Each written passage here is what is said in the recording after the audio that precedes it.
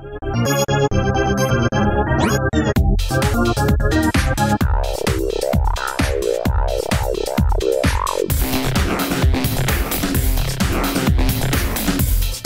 was a nightmare.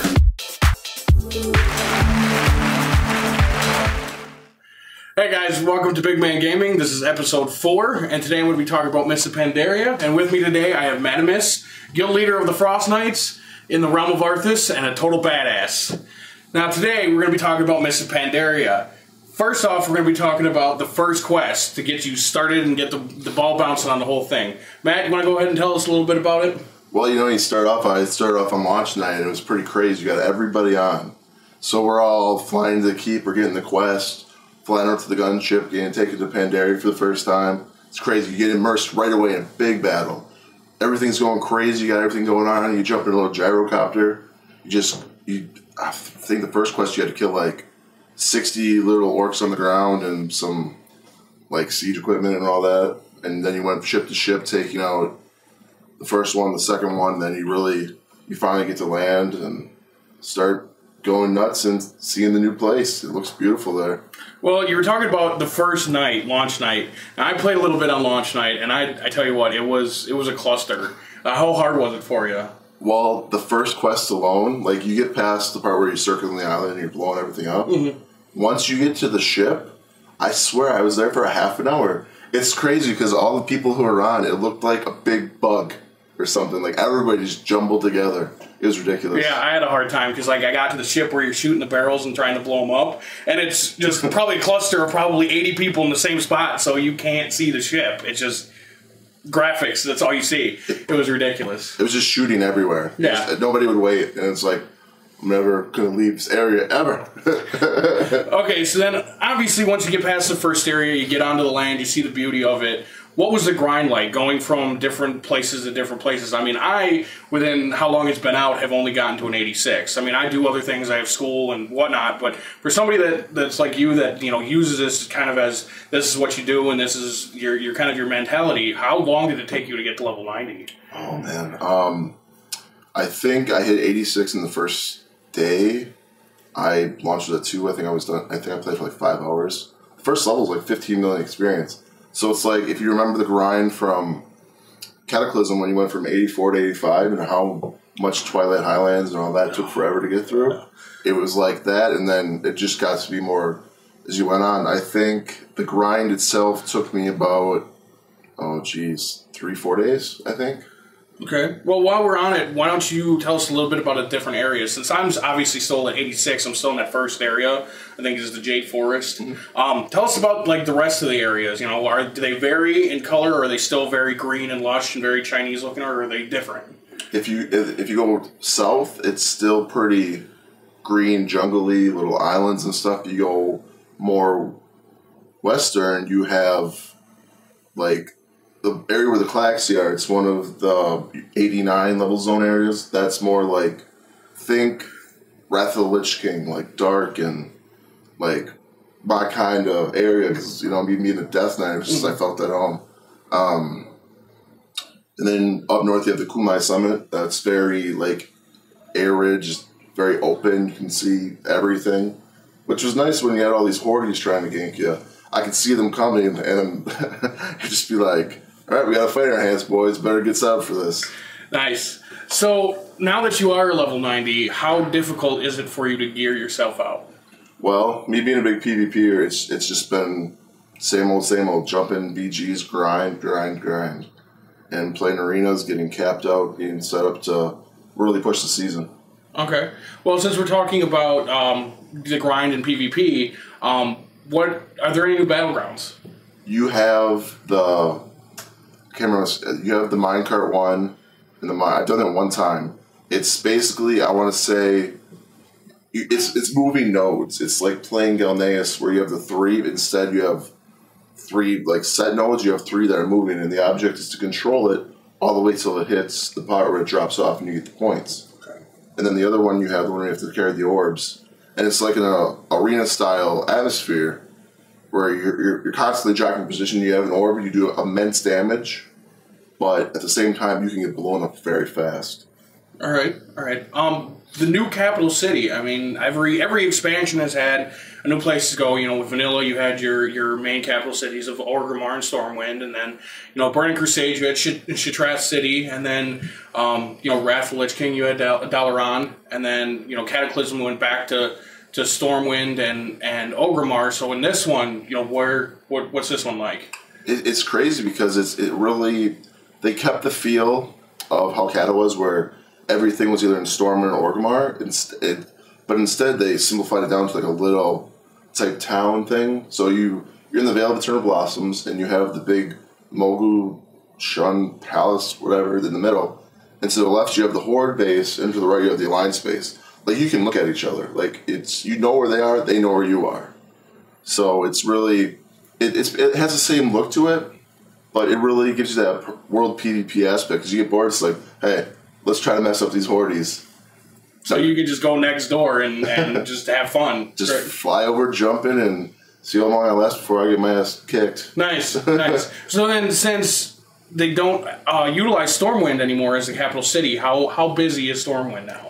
I think it's more of a hub for the people leveling. I think you still go there for the auction house, because you don't have that, obviously, in the new city. So you have people checking their stuff there, going back for that. But for the most part, it's not as busy as it used to be. Okay. So the level 90 PvP gear guy, is he in the new city? Is he back in Stormwind? I've been, ever since this came out, I've been looking at forums and seeing stuff pertaining to the PvP, and the PvP vendor is not in your city. It's not even in the Vale. If you go all the way to the west to where there's this big gate and you fly down, it's actually on a set part of the wall. So you go to this guy, and that's where you get your stuff. The problem is, you got Hordes running in, killing your vendors. So you have to hold the spot and get your gear. Okay. And I was curious because I had also been on forums and people are like, "Oh no, it's still in Stormwind. No, he's in your hub of the city. No, he's somewhere else." And so I figured this way we can kind of clear it for people that watch. This is where it is. Oh, it's out there. It's they're pushing the world PvP. That was half the reason I did this. Right. Because that's why you don't have a boss right off the bat. I mean, with each expansion, Burning Crusade was Illidan, Wrath of the Lich King was Arthas, Cataclysm was Deathwing. This one, it's the world PvP. I mean, we all know that eventually it's going to be Garrosh in the end, but right now it's just the war, and that's all it is. That's what they're focusing on, which I kind of like. It's very nice.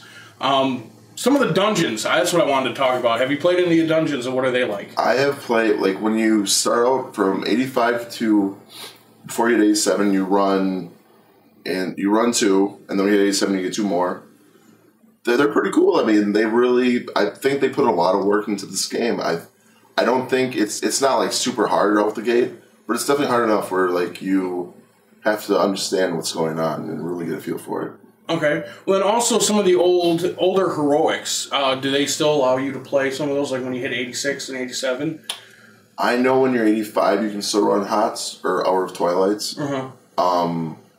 As far as going past that, I'm not quite sure, because it was quest, just queue for dungeons, go whenever it popped, and just grind. Okay. How long was the wait usually on the dungeons? Man, being in Frost DK, it's 25 to half an hour sometimes. Okay, it's ridiculous. It's pretty long. Yeah, I know. Being on my Hunter, it took quite a while, which was kind of weird because I figured everybody would be wanting to do them, but yeah, that's definitely interesting on how long the wait was. New class, the Monk. What do you think of it?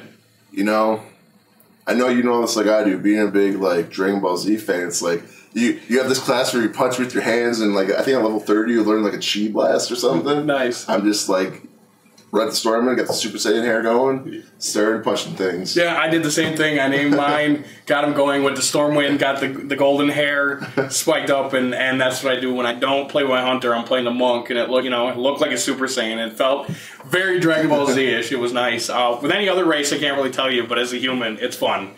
Another thing I kind of wanted to talk about was the rare spawns. What are those like? A lot of people... You find them randomly because when you're leveling, you'll see one. And it's rare spawns used to be just if you're leveling, it's, hey, I'm going to kill this. They're worth really good experience, so I'll hopefully grab this from somebody else's. Now, it's like fighting a little mini boss battle. They have their own abilities. You have to go. Some of them you have to go at different ways depending on the level. Some are kind of a pain. And then for hunters out there, are there any new rare pets that go with the rare spawns? Speaking of pets, I was running Alterac Valley, which I know you love, and I know you hate Alterac Valley. I don't see why you hate it, but it's awesome. I think it's all right. But there's this one pet. It's like a grub, like a little. You know anything of a little grub? Mm-hmm. It turns about as big as like 10 people combined. It's huge. It just grows super big. A hunter's pet. Yeah, it's just you're trying to fight. All of a sudden, like, what is going on? This thing is everywhere. Is that one of its abilities, or do you not know? I haven't played Hunter, so I'm not really sure how it works. I'll have to check it out once I get to that level. I mean, with everything that I do, I'll try to definitely get there.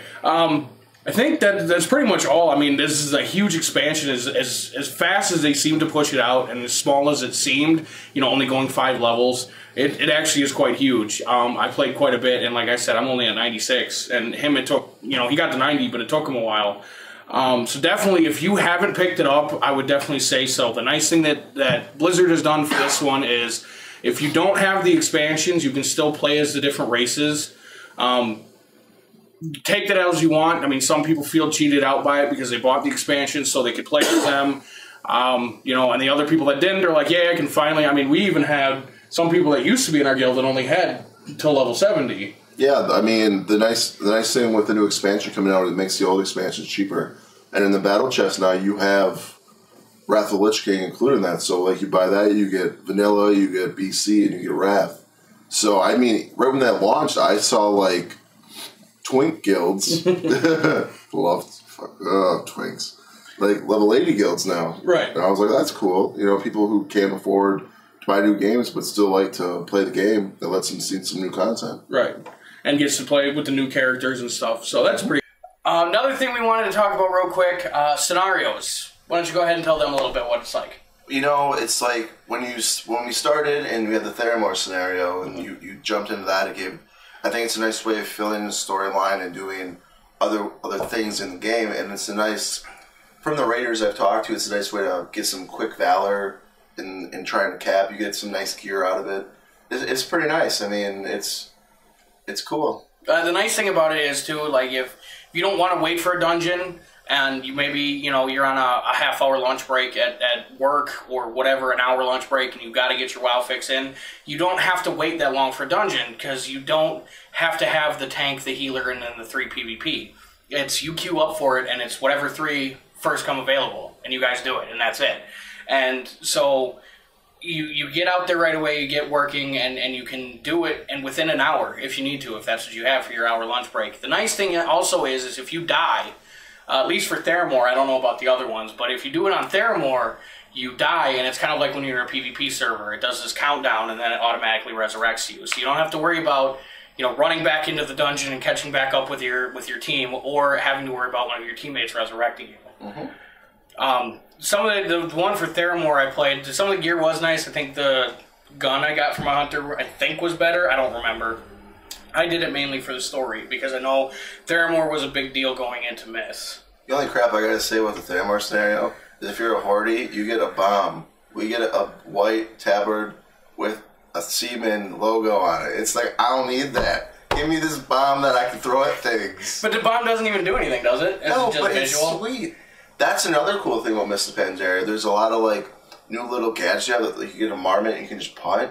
It gets my gnome kick fixing, right? You can just be like, you're a gnome, kick you. Okay, so I have you here. I do gotta ask you, what is your problem with gnomes? Oh, it's just... Okay, my raid lead is a tank and he's a gnome. One thing about... He's a warrior tank. The thing about warriors, they seem to know everything, and then you make him a gnome, and then people just know, hey, gnomes, so they're like, we're gonna get under your skin, Matt. At one point, there were a bunch of people in the guild were making gnomes, and they made it all guild... I don't know, the Gnome Knights, or I don't remember. It's ridiculous. It's just anything that bugs me, they're like, we gotta do this. We gotta do this. So is there any race on the Alliance that doesn't bother you besides humans, or... Well, the only tunes I have is a Night Elf and a human, I believe. I could be wrong. Wait. So are you a WoW racist? You don't like Worgen, you don't like dwarves, you don't like... I played the fifth. The gnomes, you don't like the Draenei? You know, Draenei's cool. Like, if I could be green, I'd be a really bulky Piccolo or something. I never thought about that, but that'd be pretty cool. Yeah. Dwarves are okay. I just, like, I've always wanted to play a shaman, but Draenei are too bulky and humongous, and dwarves are just short. And being a short guy in life, that's kind of part of the reason I'm short. I want to play something short. Humans aren't the tallest, but that's why I got my Night Elf Warrior. Yeah, I play warrior. Whatever. So you heard it here on Big Man Gaming. Madamus is a wild racist. I know whenever I played my Worgen Hunter, he used to give me crap about it all the time. But yeah, you think you're so cool, da da da da. So yeah, just anytime if you do see him, you run into him on the realm, give him crap about being a wild racist. So as we wrap up, is there anything else you want to say, a general statement, or anything else you kind of want to include to let them know about this expansion? I say it's definitely worth it. I think it's bringing WoW back to the glory that people keep talking about. I think the zones were built beautifully. I think it's so enjoyable. And go Frost PvP. So on the official Big Man Gaming scale of 1 to 10, I would definitely give this expansion a solid 9. It's got great content, and it's really up there. There's a few things that are not quite right about it, but I definitely would give it a 9. You think that's right? I think exactly that's what I would go with. I think they can make little tweaks to this or that, but it's a solid game. There you go. You heard it from the Big Man Gamer, and you heard it from Madamus. Yeah, boy. All right, guys. This is Madamus, guild leader of the Frost Knights in the realm of Arthas. A good friend of mine, also my guild leader. As always, this has been Big Man Gaming. I'm the Big Man Gamer, and I will see you guys next week when I cover Resident Evil 6.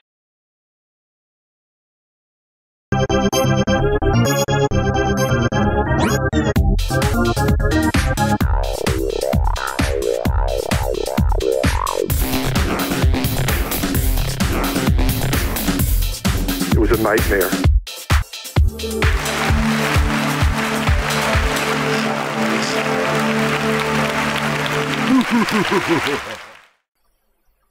Are you done?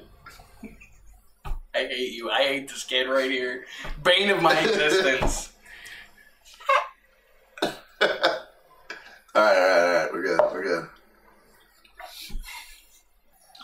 First,